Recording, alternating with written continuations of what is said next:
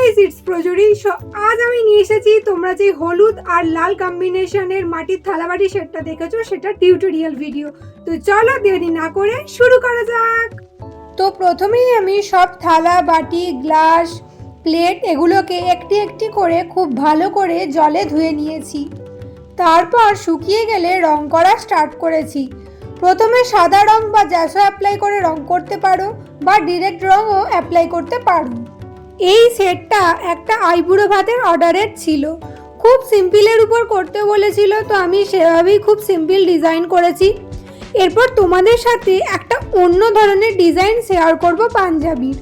শালুক ফুল পেজের ডিজাইনের মতো বানানো একটা কাজ। কাস্টমারের আবদার ছিল কলকা তো সবাই পরে, তাই একটু আলাদা কিছু চাই।